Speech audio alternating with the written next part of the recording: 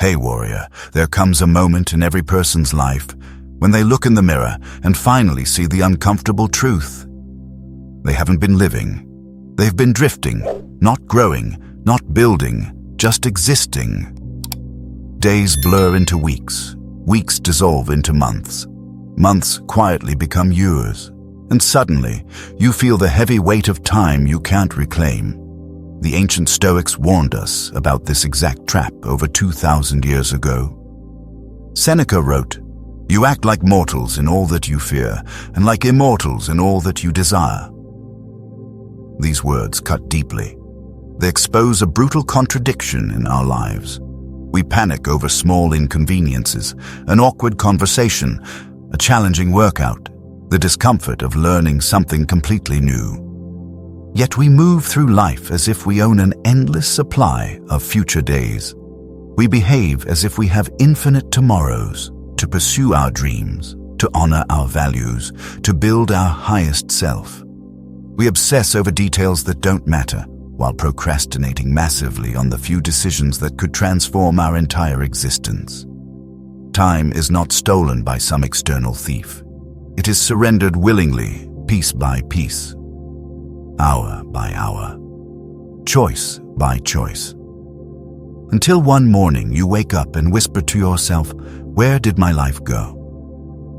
If you're tired of feeling that way, tired of watching your life slip through your fingers, if you are ready to stop drifting and start deliberately building, then you're in the right place. Welcome to Stoic Ocean. And before we dive into these 7 truths, I want you to mark this moment. If you are done with wasting time, if you are ready to treat your days like they actually matter, pause and make a promise. Go to the comments and write this sentence: "I will not waste another single day." Not for the algorithm, not to impress anyone, but as a contract with yourself. And if you want to walk this path with a tribe of builders, subscribe to join us so you don't have to fight this battle alone. Now take a breath. You are not powerless. You are not too late. From this point forward, every honest choice counts. Now, we begin with the first brutal realization. The Roman philosopher Seneca, who understood human delay better than almost anyone, observed that most people do not actually live. They merely postpone living. They live in a constant state of preparation, always getting ready to get ready, always promising themselves that real life starts after this season, after this project, after things calm down. They exist permanently on the verge of beginning but almost never begin. My friend, it is not raw laziness that quietly destroys potential. It is delay, that seductive whisper that says, "Tomorrow. Tomorrow you'll be serious. Tomorrow you'll start the business you imagine. Tomorrow you'll have that honest conversation. Tomorrow you'll take your body seriously." But tomorrow is the most dangerous word in any language. It offers everything and delivers nothing. The Stoics lived by a radically different philosophy. They believed in urgency, in the fierce necessity of the present moment. They knew death was not just something waiting at the end. Death is happening in real time. Every second that passes belongs forever to the past. Every moment you waste moves silently into death's possession. If you want to build a life worth living, you must first stop the bleeding. You must stop the quiet surrender of your only non-renewable resource. These 7 principles are not abstract theories, they are practical tools for systematic construction. If you apply them, you will stop drifting, you will start building, and you will slowly become the conscious architect of your own destiny. Lesson 1. Stop negotiating with your laziness. The first and most crucial step to building a powerful life is deceptively simple, but brutally difficult. You must stop arguing with your weakness. You must end the exhausting internal negotiations that happen every day between the version of you that wants comfort and the version of you that wants greatness.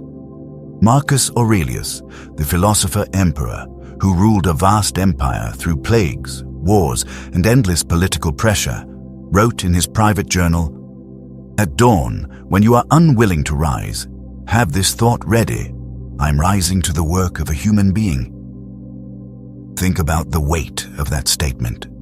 The most powerful man in the ancient world, who could have chosen any luxury he wanted, still woke up to the same inner voice you hear every morning, the voice that begs for a softer option, for more ease, for just 5 more minutes of avoiding responsibility. What made Marcus Aurelius extraordinary was not immunity from that voice, it was his decision to confront it daily. Every morning, he declared war on that quiet pull toward comfortable mediocrity. He understood that the battle for your life is often won or lost in small windows of time, in those moments when your discipline meets your desire for ease. That is the mindset you must adopt, because nothing corrodes human potential faster than the habit of negotiating with laziness. Ask yourself honestly, how often do you bargain with yourself lately? Your alarm rings. Instantly, the bargaining begins. Just 5 more minutes. I'll get up earlier tomorrow. I didn't sleep that well. Today is already ruined. Each tiny surrender to comfort over commitment does more than waste a minute. It chips away at your self-respect. You start to doubt your own promises. You stop trusting your word, even when that word is given privately to yourself. The Stoics understood that laziness operates on several layers. First, there is physical laziness, the reluctance to move, the tendency to avoid physical discomfort and effort. This is the most obvious form. But then there is mental laziness. This one is far more dangerous. Mental laziness convinces you that thinking about problems is the same as solving them, that researching endlessly is the same as executing, that planning carefully is equivalent to action, that good intentions count as real progress. Next, we have emotional laziness, the urge to avoid uncomfortable feelings, the habit of postponing difficult conversations, staying in draining situations because change feels hard, choosing numbness over necessary conflict. Finally, there is spiritual laziness. This is the failure to examine your values, to ask whether your actions match what you claim to believe, to do the ongoing work of becoming someone you genuinely respect. Laziness is not just a passing mood. It is a trained response, a mental habit. It strengthens itself every time you indulge it. But discipline is a habit too. It grows every time you choose effort, every time you choose action over avoidance. The Stoics trained discipline through voluntary discomfort, the deliberate practice of choosing challenge when comfort is available. They would wake up early when they wanted to sleep. They would exercise when their body felt heavy.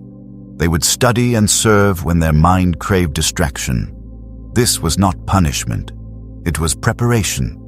When you push through resistance in small, controlled situations, you build the internal strength to push through resistance in the moments that truly matter. You are rehearsing courage. You are building character. Look at your own life with brutal honesty. What are you losing by remaining lazy? You are losing time, the one resource you will never recover. You are losing opportunities while you negotiate internally. Someone with less talent but more discipline is quietly moving ahead. You are losing confidence. Every broken promise rewires your identity into someone unreliable. Most dangerously, you are losing your dreams. Not all at once, but piece by piece. The business you wanted to start slowly becomes someone else's. The book you wanted to write becomes a story you only tell about what might have been. The skill you wanted to master becomes the reason your coworker is promoted while you stay behind. The best time to defeat laziness is never when you feel ready. Motivation is unstable. It rises and falls. The best time is always the moment you notice that resistance is present. Right now, regardless of how you feel.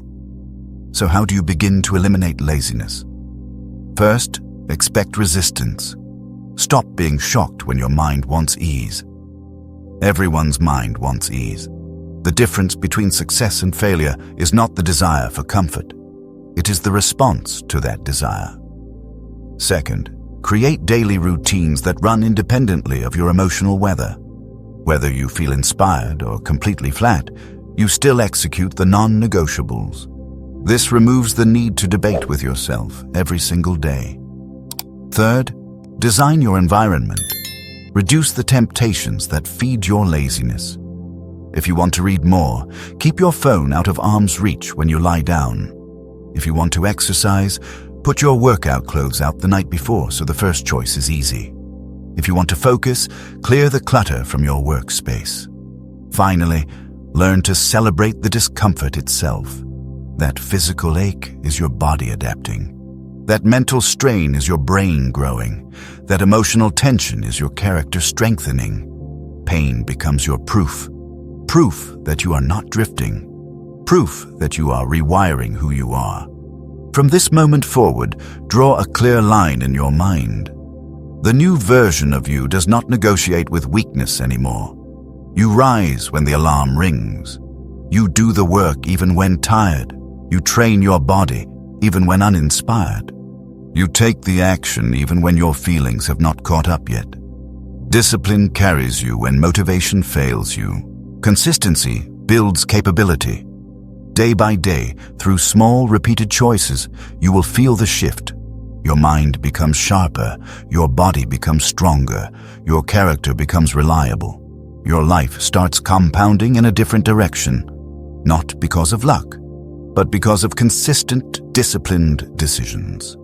Comfort is a beautiful prison. Discipline is the key to freedom. The question is simple. Will you use that key? Refuse to negotiate with laziness. Commit to your growth today. Take one action before this day ends. Prove to yourself that the change has begun. Lesson 2. Build ruthless clarity about your life. The second fundamental principle for building an extraordinary life targets a silent epidemic of our modern world.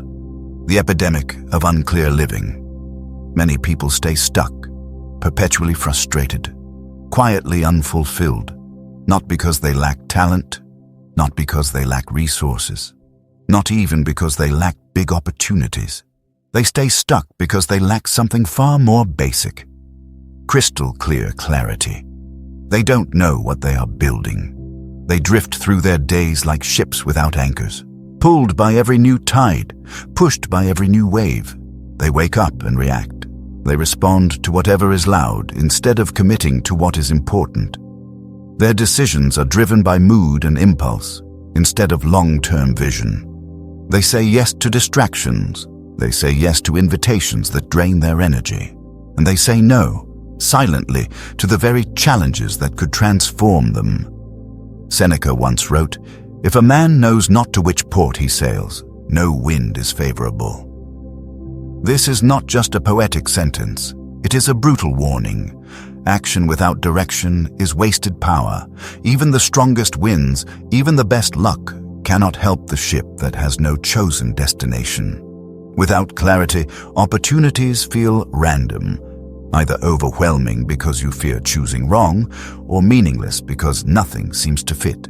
To truly build your life, you must become brutally clear, uncompromisingly clear. You cannot wait for magic. You cannot wait for circumstances to hand you a calling. Direction is not assigned. It is discovered and decided. You cannot outsource this, not to society, not to your parents, not to your friends, or to whatever is trending. Stoicism is about intentional living, conscious purpose, not unconscious reaction. That means sitting down with hard questions. What kind of person do you want to be 5 years from now? What specific skills do you want to be rare at? What kind of health do you want to enjoy? What kind of relationships do you want to nurture? What do you want to contribute that feels uniquely yours? Most people fail here. They offer vague answers. I want to be successful. I just want to be happy. Vagueness is the enemy. Precision is the foundation of power. When Marcus Aurelius wrote, he was not trying to sound deep. He was forcing his own mind to think with sharp clarity. A leader who cannot think clearly cannot lead effectively. Not others, not even himself. True clarity requires silence, no background noise, No notifications, no scrolling, no opinions from strangers, just you and your honest thoughts. Sit with yourself and ask, what do I want to contribute that only I can contribute? What pain am I equipped to help others carry? What lifestyle am I truly willing to sacrifice for? Clarity is not just about desire. It is about trade-offs.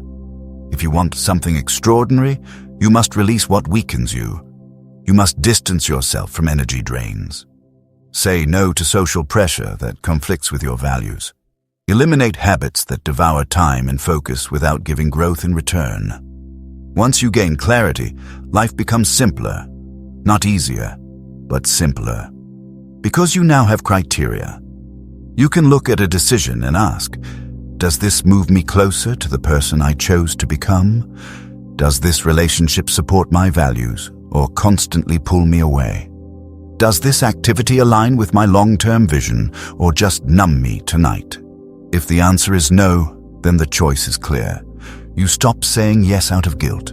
You stop saying yes just to avoid awkwardness.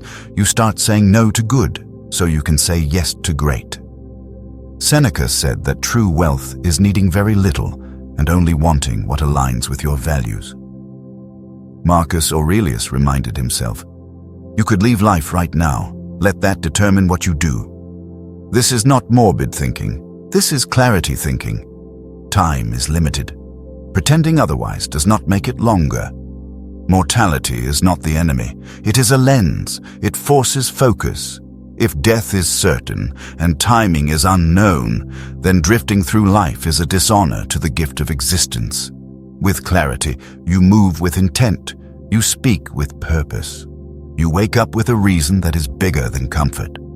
Practically, you need a personal manifesto, a written declaration, not just ideas in your head. Capture your core values. Write your long-term vision. Define your non-negotiables. Who must you become to earn what you desire? What do you absolutely refuse to compromise on? Maybe it is your morning routine. Maybe it is your physical fitness. Maybe it is continuous learning in your craft. Whatever it is, protect this clarity fiercely. The world wants your attention. Algorithms want to fragment you. News cycles want to scare you. Consumer culture wants to confuse you. But you are an architect, a warrior for your own destiny. Guard your focus like a weapon. When life tries to pull you sideways, let clarity act as your compass. It cuts through confusion. It builds confidence. In a world of distraction, focus is a superpower, and focus, practiced daily, is an act of rebellion. Epictetus said, "No man is free who is not master of himself." You begin to master yourself the moment you get clear. Look into your future. Choose a direction with precision. Identify what must be eliminated. Then move forward, even if you walk alone, even if others do not understand yet. Your life is not a democracy. You do not need a vote to live with purpose. You need clarity, you need commitment, and you need the courage to act on both. Lesson 3. Stop waiting for motivation. Create momentum yourself. The third principle, which separates builders from permanent dreamers, destroys a very popular myth. The myth that success belongs only to the naturally driven. The idea that you must wake up feeling inspired every day, or you are somehow not ready. This belief is dangerously wrong. It keeps millions stuck, waiting, hoping, getting ready for the perfect moment, while their actual life quietly passes by. The truth is this: genuine success is not powered by constant inspiration. It is powered by momentum, systematically created, carefully maintained. Cleanthes, a Stoic philosopher who once labored at night to pay for his studies, understood this deeply. He taught, when the effort required to lift a heavy stone is too great, wedge another beneath and continue. This is a metaphor for your entire life. When motivation fails, when inspiration fades, you do not stop. You find leverage, you adjust your grip, You create systems. You build momentum that carries you forward, regardless of how you feel. Most people wait for the feeling before they take action.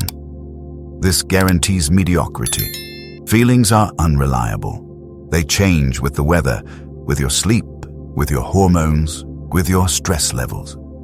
If emotions dictate action, your life becomes a chaotic roller coaster. Short bursts of progress, followed by long periods of quiet stagnation. The Stoics offered a different paradigm. Action is more important than emotion. Behavior must drive feeling, not the other way around. You do not wait to feel brave. You act courageously in small moments until courage feels natural. You do not wait to feel disciplined. You behave with discipline in simple tasks until discipline feels normal. You will not always want to read that book. Some days your phone will feel heavier than any philosophy. You will not always want to exercise when tired. Some evenings the gym will feel 1,000 miles away. You will not always feel inspired to work on your craft. There will be days when your work feels flat and your ideas feel dull. But these exact moments, when you don't feel like it, are when action matters most. Every step taken while uninspired is a strike against your old identity. It is a building block for the new you. It is proof that commitment runs deeper than comfort.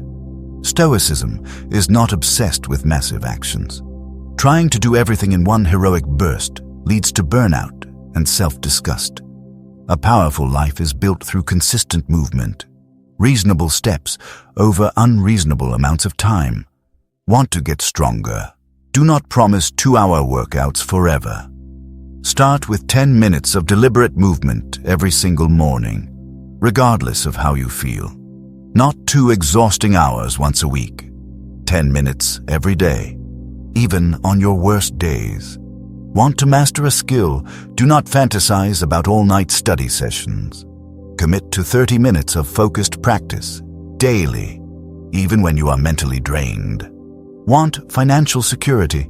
Do not just worry about money at night.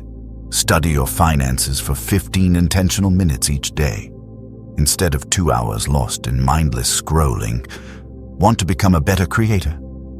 Stop spending nights tweaking your setup and spend 20 minutes actually making something, even if it is imperfect. These actions look small, but they are not small. They compound. They grow quietly, like interest on effort. Small actions maintained generate psychological momentum. Once momentum begins, motivation often follows. Action creates motivation, not the other way around. When you move first, you see yourself as someone who moves. That identity shift makes the next move easier. Emotion is an unstable foundation. Some days you feel powerful. Some days you feel empty. If you allow these swings to control your progress, you will never reach your real potential. The Stoics valued steadiness, the ability to move forward, independent of inner weather. Marcus Aurelius wrote about showing up without drama. Consistently, not theatrically. Discipline is not intensity when you feel like it.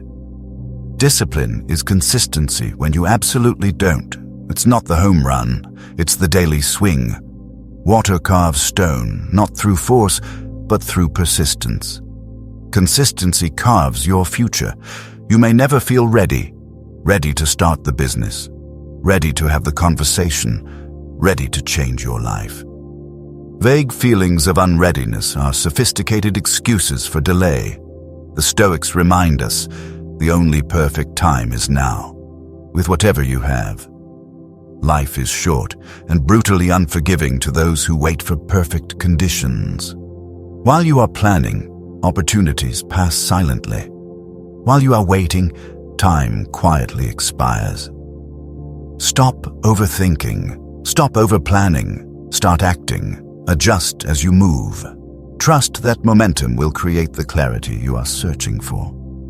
Mahatma Gandhi said, "Action expresses priorities. Your daily choices reveal your real values, not your words, not your intentions. If you value your future, Prove it with action, especially on the days you do not feel like it. Demonstrate your belief in your own potential. Set daily minimums, the smallest version of your important actions. Keep them alive on your most chaotic days. Let them be your anchors. 10 push-ups, 1 page of reading, 5 minutes of meditation, 1 paragraph of writing. The goal is not to impress anyone. The goal is identity consistency. Prove to yourself that you follow through. This builds the foundation for larger commitments. Move forward regardless of your internal state. Let your actions carry you when your feelings fail you. One day, people will call you highly motivated. You will know the truth. It was never motivation. It was momentum, built quietly, one small step at a time. Lesson 4. Surround yourself with builders, not dreamers. The fourth critical principle for building an extraordinary life confronts a powerful force: your social environment. The path to a meaningful life is not meant to be walked with just anyone. You must be ruthlessly selective about who sits closest to your mind and heart. Because your environment does more than influence you. It shapes you. Look closely at the 5 people you spend the most time with. Pay attention without making excuses. Do they build real value, or do they only talk about it? Do their daily actions reflect commitment, or do they live in endless planning mode, forever getting ready? Do they challenge you to stretch and grow, or do they gently encourage your comfort and delay? The Stoics understood this long before psychology proved it. You become like those you spend time with. Epictetus, who rose from slavery, warned his students, avoid negative people. They increase the likelihood of you sinking to their level. This is not about elitism. It is about reality. Your social circle is either watering your growth or poisoning your potential. There is no neutral ground. Every conversation either elevates your thinking or confirms your limitations. Every interaction either strengthens your resolve or weakens your standards. Think about the people you know who claim they want change. They talk about new habits, new projects, new lives. Now quietly observe their daily behavior. Do they wake up early to work on themselves? Or do they sleep late and defend their excuses? Do they invest time learning or spend every evening gossiping and complaining? Do they use weekends to build something or to escape everything? Many say they want discipline, but spend their time with chronic quitters. They say they want wealth, but surround themselves with people who resent success and mock ambition. They say they want to grow, but keep friendships alive that are built on shared complaints, not shared aspirations. If you keep such people close, their standards become yours. Being late feels normal. Breaking promises feels common. Quitting becomes rebranded as knowing your limits. Your inner fire dims slowly, not because you lost desire, but because you are surrounded by people who never had fire or extinguished theirs long ago. Mediocrity loves company. Misery is always recruiting. To build your highest vision, you must surround yourself with builders. People who take action instead of just giving speeches. People who wake up early to maximize their day, who train their bodies for strength and clarity, who invest in skills instead of distractions. Builders talk less about doing and spend more time doing. They share strategies, not just stories. They offer resources, not just sympathy. They encourage perspective, not permanent comfort.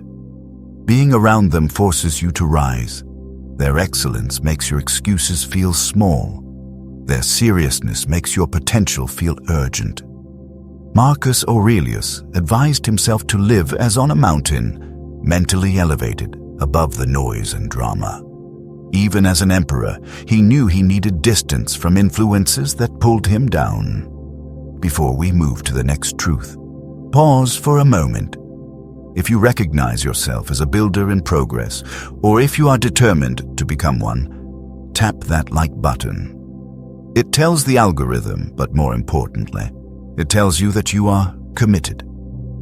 Subscribe to Stoic Ocean so you can surround your mind with a tribe of builders, not just in your city, but across the world. Share this with one person who needs to upgrade their circle, someone you know is capable of more. Your support helps us reach more future builders like you. Now, apply this principle. Make the hard choices. Gently distance yourself from energy drains, from people who mock ambition, from those who normalize a half-lived life. You do not need cruelty, just gradual reduction of time and emotional energy. Invest more deeply in relationships that support your highest good.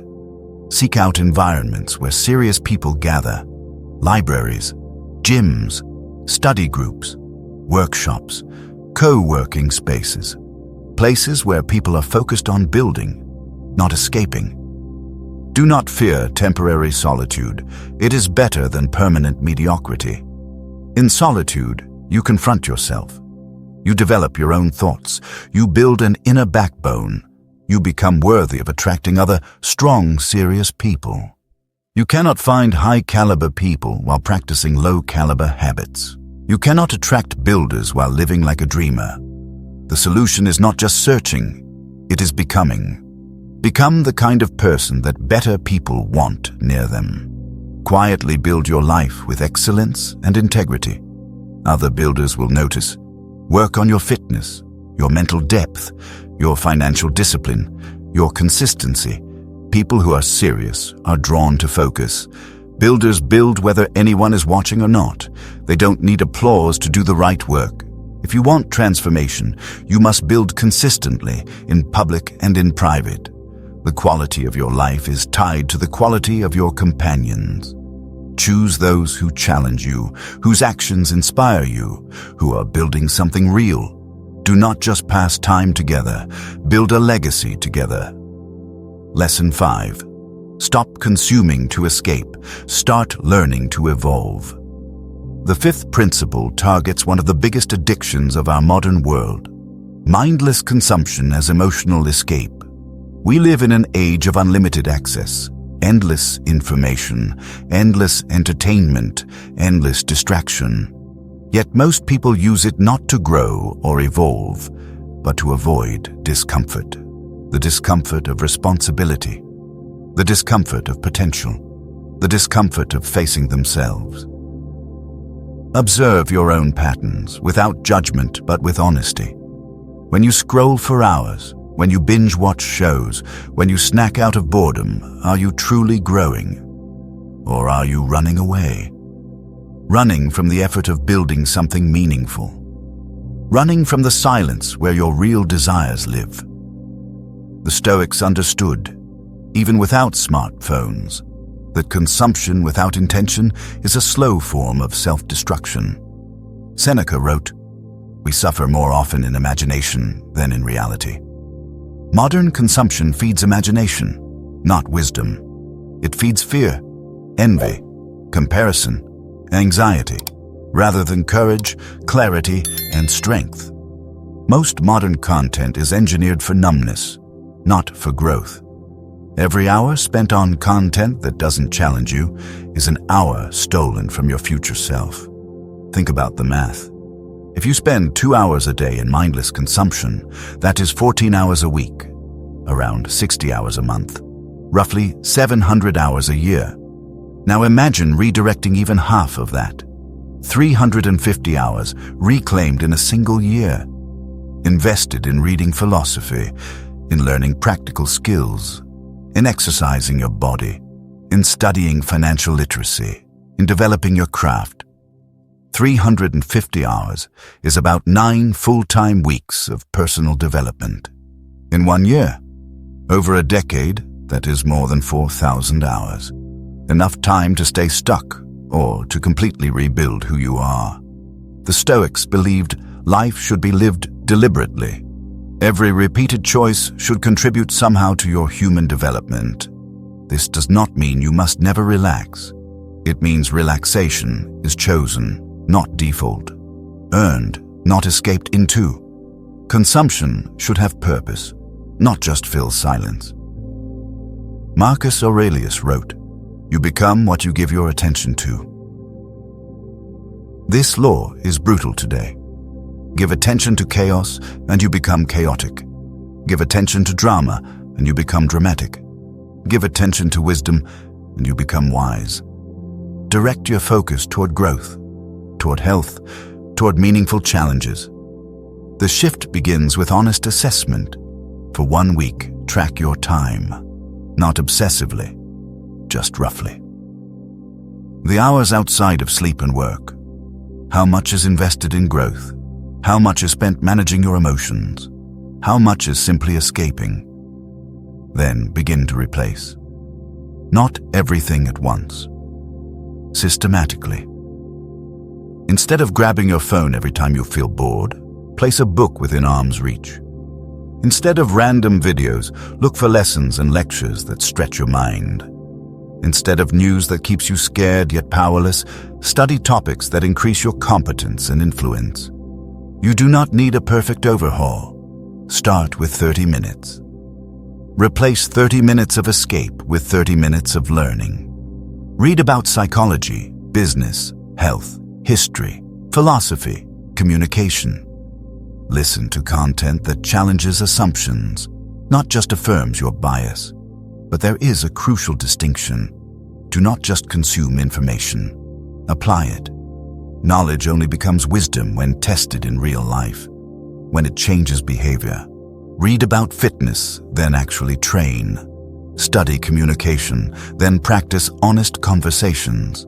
Learn about money, then set a budget, track your spending, or make a small investment.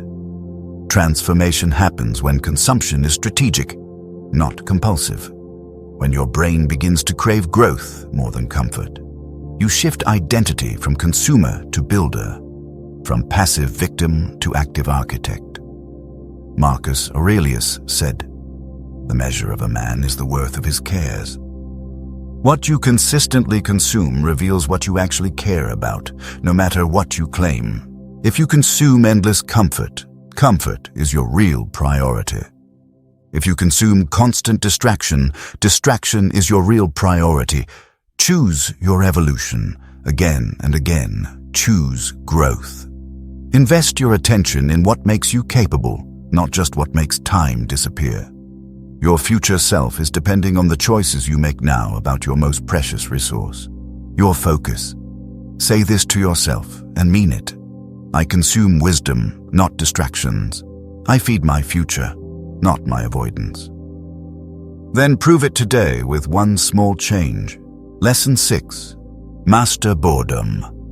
That is where greatness is built. The 6th principle addresses one of the most overlooked forces separating excellence from average, the ability to master boredom.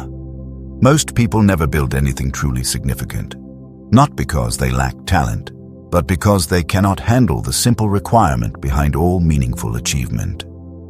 Long stretches of unglamorous, repetitive, predictable work. Work that greatness demands, but excitement always avoids.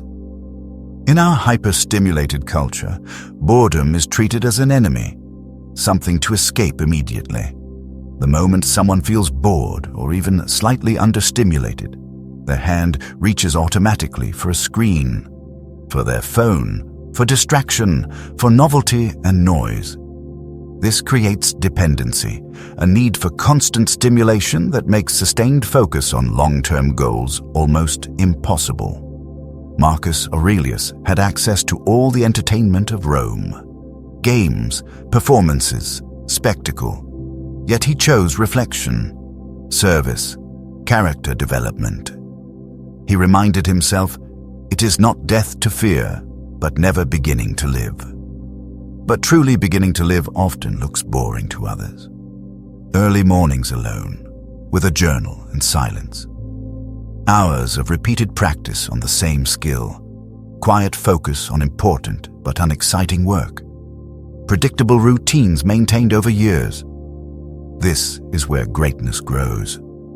Not in quick bursts of emotional inspiration, but in the slow accumulation of expertise and character. When nobody is watching, when nothing feels thrilling. Look at anyone you admire. Strip away the highlights, the edited success stories, the social media moments. Their daily reality is structured and repetitive. The musician you respect plays the same scales thousands of times until fingers and mind move as one. The coder you admire spends years fixing bugs, reading documentation, and learning from errors that never appear online. They are not chasing novelty. They do not need constant excitement. They understand a truth most people never learn. What feels boring today can compound into abilities so extraordinary that others will call it talent or destiny. Modern society is addicted to stimulation. This addiction makes focus feel painful within minutes. You sit in silence and instantly feel the urge to check your phone, refresh a feed, or open another tab. It creates partial attention. Always half present, always half distracted, never fully engaged. This addiction is devastating. Mastery requires deliberate practice, focused, repetitive work over long periods of time. It demands staying with tasks when they feel routine, when progress feels slow, when nobody is clapping. Breakthrough results rarely come from one dramatic session of effort. They come from compound effects of steady, repeated practice. Boredom is not your enemy. It is your examination. Life is asking you, do you have the strength to keep doing the work when gratification is delayed? Can you continue showing up when nobody notices, when nobody praises, when nothing feels special? Does your commitment run deeper than your need to be entertained? Handling boredom separates masters from amateurs. When you keep learning, practicing, and building, even when it feels mundane, you unlock a rare power, sustained, focused effort. The Stoics cultivated this. They found meaning inside the mundane. They practiced preferred indifference. They valued tasks for what they did to their character, not for how entertaining those tasks felt. Marcus Aurelius found purpose in routine duties, in meetings, in documents, in daily responsibilities others dismissed as tedious. He knew a person's character is revealed most clearly in how they handle ordinary days, not just dramatic moments. Ask yourself honestly, when you face boring but important tasks, how do you respond? With resentment and resistance, or with a quiet sense of duty and training? Can you see these tasks as tools to build discipline, to demonstrate commitment, to strengthen your focus? Mastery of boredom begins by changing your relationship to stimulation itself. Appreciate calm focus. Learn to value quiet. Measure activities by growth, not by entertainment level. Stop expecting every moment to feel exciting. If a task is always exciting, it probably isn't stretching you. Boredom often signals repetition. Repetition is the soil where deep skill grows. Design simple routines you follow every day, regardless of how they feel. Make them automatic. Make them reliable. Track your progress, not your excitement. Let growth itself be your motivation. Practice deep presence in ordinary moments. When you wash dishes, fully wash dishes. Feel the water. Notice the rhythm of your movements. When you exercise, stay with your breath, your muscles, your posture, instead of waiting for the workout to end. When you read, engage with the ideas. Don't just skim for a quick quote. In a world of stimulation addicts, the ability to handle boredom is a competitive advantage. While others chase excitement, you build capability. While others seek distraction, you build depth. Successful people learn to find quiet satisfaction in the process itself. Mastery becomes a lifestyle, maintained when nobody applauds, when nobody comments, when results are still invisible. When you work without excitement, you become unstoppable. You read when it feels like work. You train when it is repetitive. You build when progress is slow. Years later, when your results look extraordinary, people will call you lucky. They will call you gifted. But you will know it was remarkable commitment on unremarkable days. Mastery is paved with boredom. Are you strong enough to walk that path? Say this to yourself and mean it. I embrace boredom to build greatness. Lesson 7. Act as if failure isn't an option. Because regret is worse. The seventh and final principle is the one that transforms ordinary lives into legendary ones. It addresses a decision that quietly shapes everything: bold achievement or quiet regret. How do you view failure? Every person who has built something truly meaningful shares one mindset. They treat their mission as if failure is not an option. This does not mean they never face setbacks. It means quitting is removed from the list of choices. Accepting defeat as final is simply not allowed. Seneca, who lived close to danger and death, declared, "Life is not short. We make it short by wasting it." When you waste time fearing failure, you do not avoid pain. You guarantee a smaller life, a life far below your true potential. You must face an uncomfortable truth. You will experience pain no matter what you choose. The question is not, will I suffer? The real question is, what kind of pain will I accept? The pain of discipline or the pain of regret? Both are heavy, but only one builds something beautiful. Most people approach dreams with soft commitment. They try projects. They see what happens. They design escape routes before they begin. They create backup plans that quietly undermine effort. They step into challenges already prepared to retreat. The Stoic builder is different. They practice total commitment. When they decide it matters, they burn the ships mentally. They remove the mental path back to comfortable mediocrity. This does not mean they ignore reality. It means they commit to finding a way instead of searching for an exit. When you cannot quit, creativity increases. Resourcefulness awakens. Persistence becomes normal. When failure is not accepted as a final ending, you adapt. You learn. You evolve. Setbacks cannot erase your mission. They can only reshape your methods. This is not naive positivity. It is strategic psychology, choosing beliefs and frames that maximize resilience and minimize surrender. How you think about failure shapes how you respond to it. Ask yourself honestly, what frightens you more? Failing at something important, in front of people, while you are trying, or reaching the end of life haunted by what you never attempted? If you feel a knot in your chest right now, that is your real answer. For most people, deep down, regret is far worse. Failure is temporary. It can be painful, but it passes. Failure is educational. It teaches strategy, timing, and preparation. It builds character, wisdom, and resilience. It redirects you toward better opportunities. Regret is different. Regret is permanent. Regret is heavy.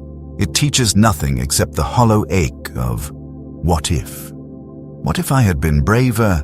What if I had stayed longer? What if I had started sooner? The Stoics approached fear logically.